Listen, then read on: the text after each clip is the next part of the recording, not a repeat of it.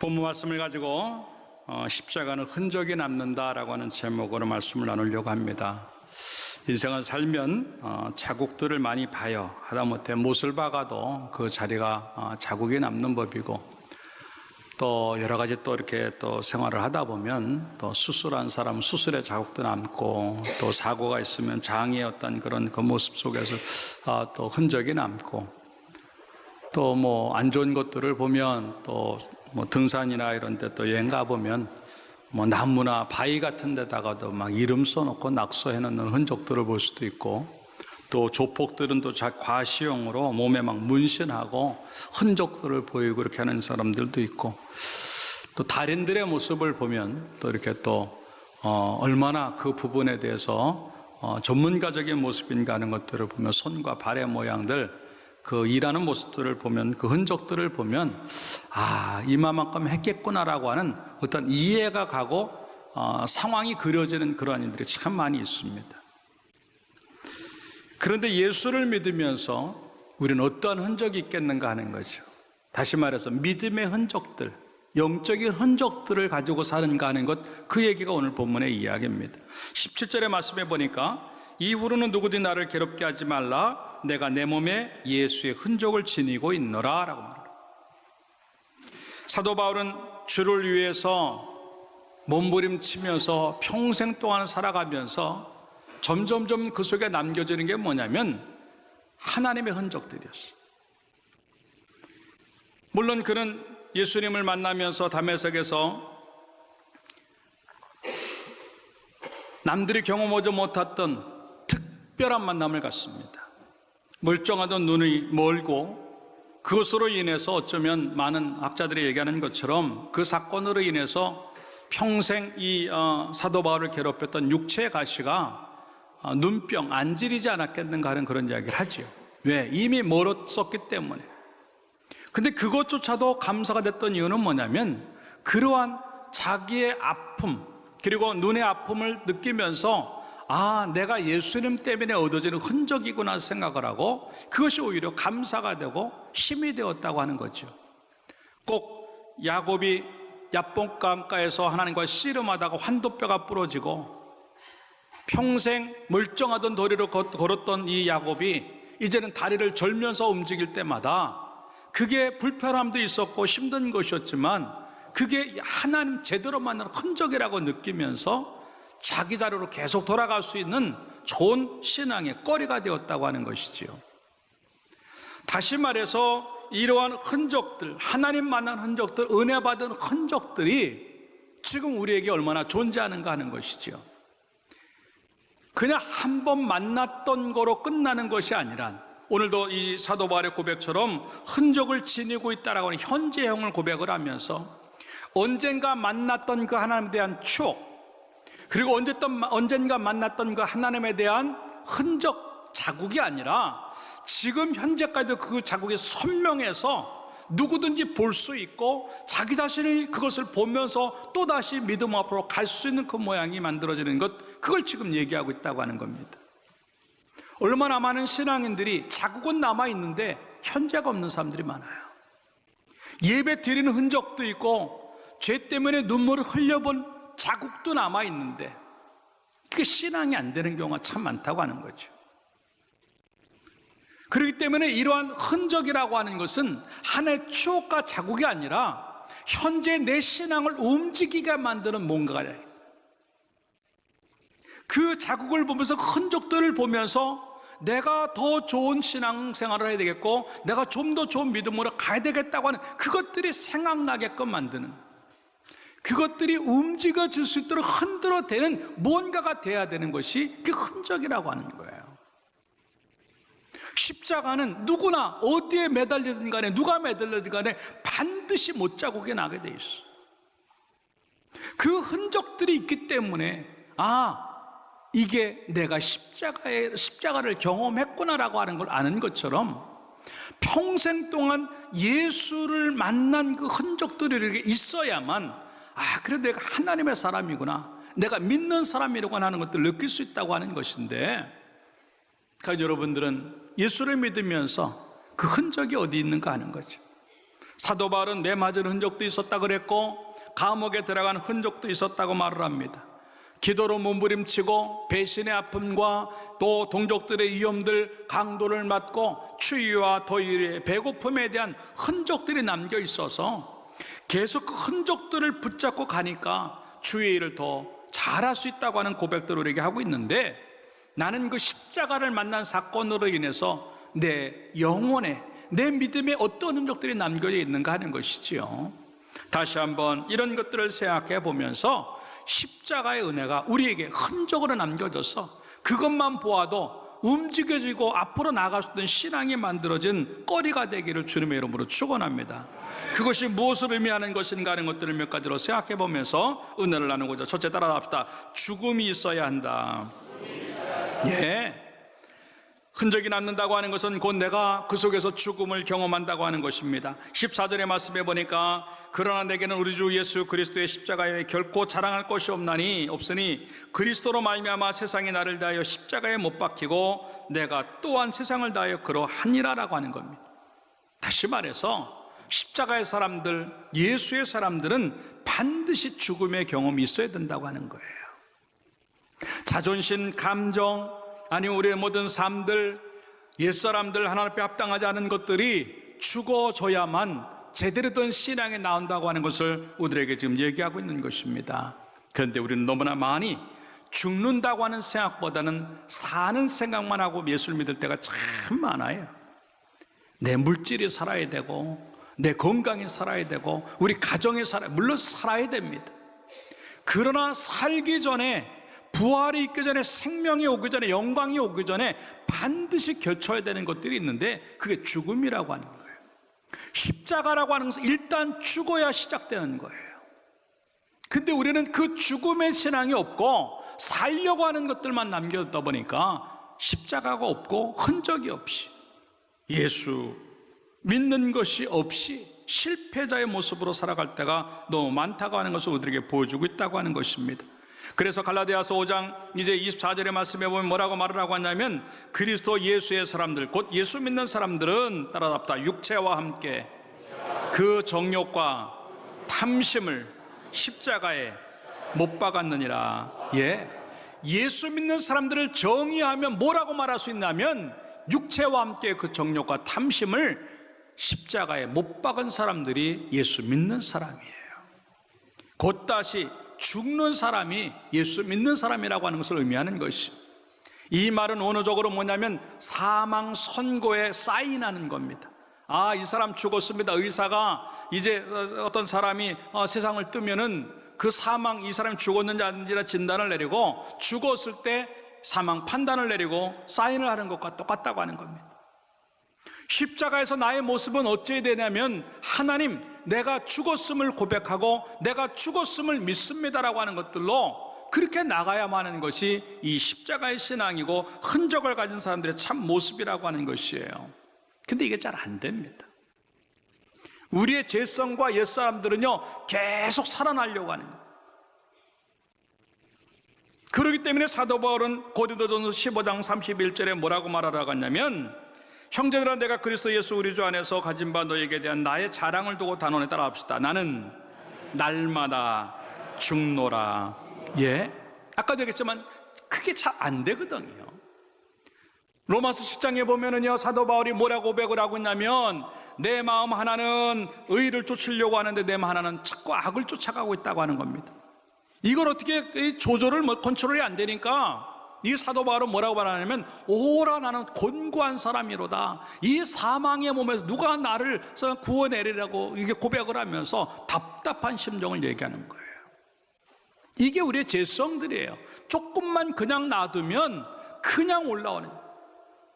그렇기 때문에 사도 바울은 이게 너무나 잘 알고 있어서 뭐라고 고백을 하냐면, 나는 날마다 죽는다고. 이 정도가 돼야 죽음을 경험할 수 있어요. 근데 우리는요 날마다 못 죽어요. 어쩌다 한 번 죽어, 어쩌다 한 번. 부흥에 한 번 하면 한 번 죽고, 또 기도에 한 번 하면 죽고, 은혜 받으면 또 이렇게 죽고. 이게 사람이 잘 안 변합니다. 그렇게 기도회 때는요, 하나님 내가 달라지겠다고 며칠 못 가요. 그럴 때 하는 것이 이게 완전한 죽음이 아니고 반쯤 죽는 거예요. 반쯤. 제일 무서운 게 뭐냐면 반쯤 죽는 거예요. 어떻게 보면 죽은 것 같고 어떻게 보면 산 것 같고 끔찍해요. 눈 뜨고 자는 사람하고 똑같은 거지. 이 사람이 자는 건가 아닌가. 우리의 믿음도 마찬가지. 이게 살아있는 건지 죽어있는 건지. 죽어야 사는 신앙이 되는데 죽지 않으니까 자꾸 옛것이 올라오는 거예요.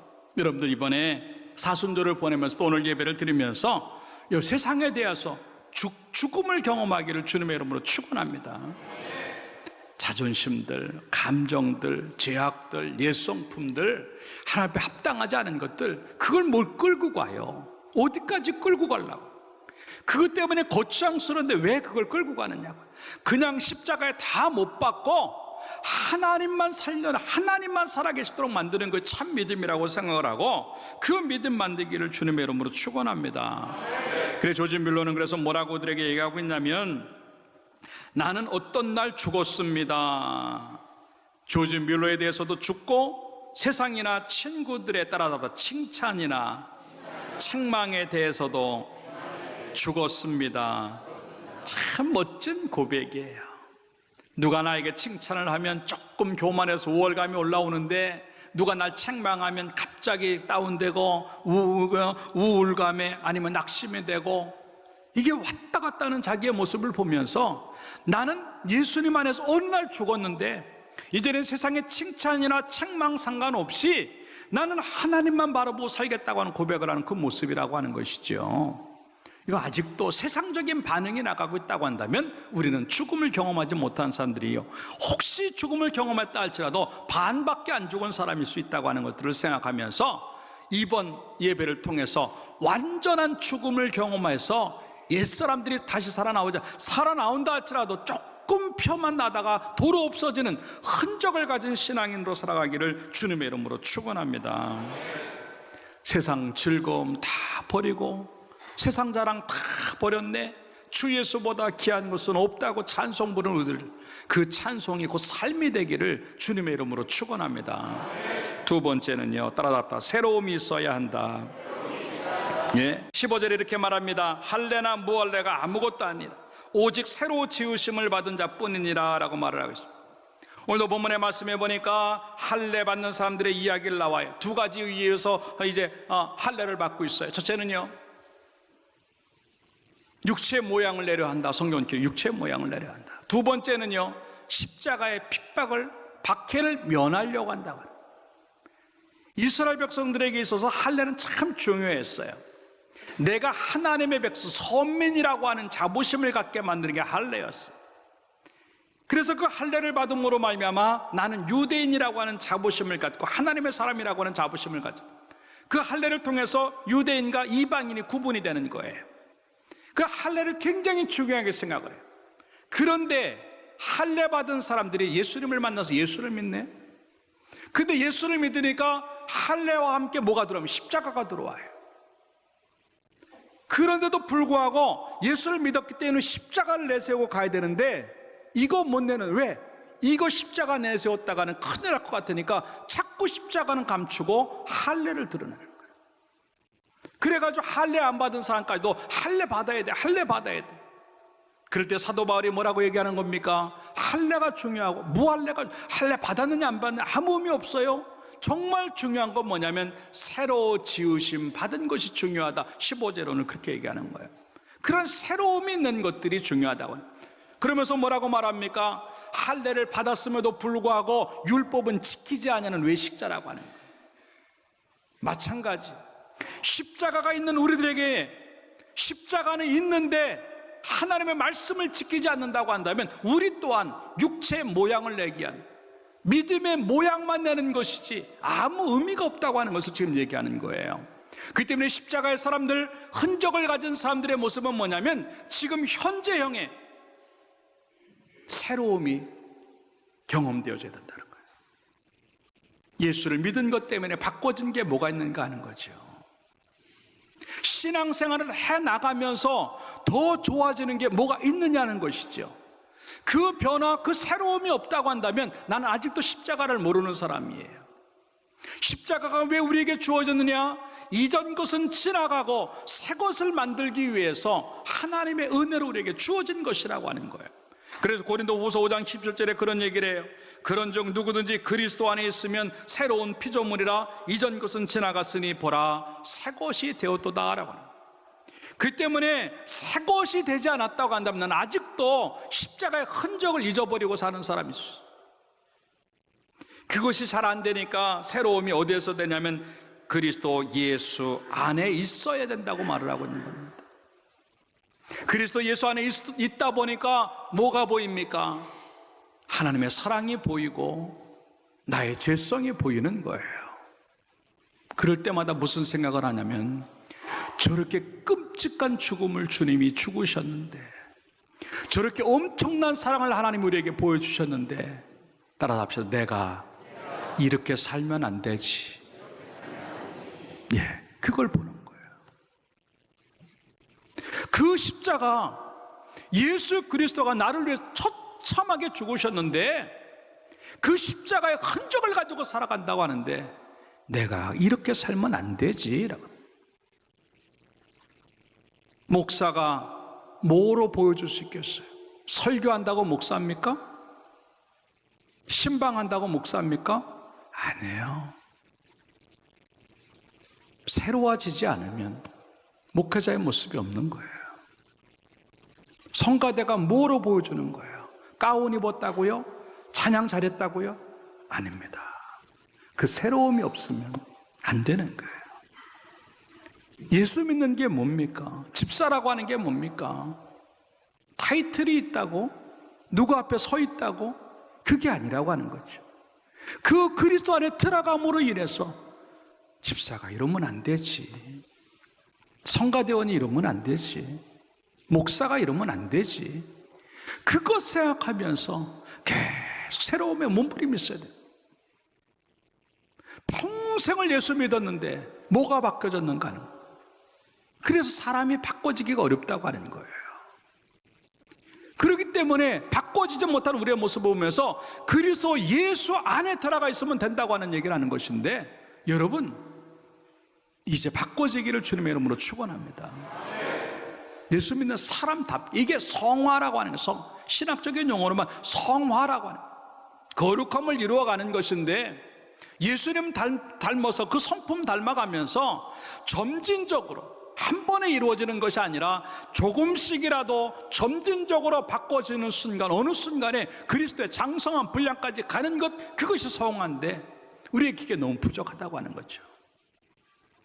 예수를 10년, 20년, 30년 평생 모태신앙대에서 80세가 됐다면 80년을 예수 믿은 건데 바꿔진 게 없다? 예수님 만나는 흔적이 없는 사람이죠. 하루를 믿어도 예수님 제대로 만나면요 바꿔질 줄로 믿습니다. 누가복음 19장에 삭개오가 그랬어요. 그는요 사람들에게 왕따를 당하고 친구가 없고 이제 외로운 인생을 삽니다. 사람들이 만나주지도 않고 손가락질합니다.